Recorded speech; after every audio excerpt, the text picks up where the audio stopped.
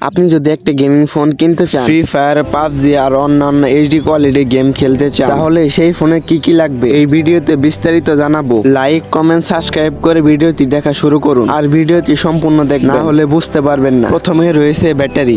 একটি গেমিং ফোনের জন্য ব্যাটারি হচ্ছে খুব গুরুত্বপূর্ণ, কারণ এইসব অনলাইন গেমে প্রচুর পরিমাণে ব্যাটারি ব্যাকআপ লাগে। আপনি অবশ্যই 6000 এমপিআর ব্যাটারি নেবেন, যাতে অনায়াসে 8 থেকে 10 ঘন্টা গেম খেলতে পারেন।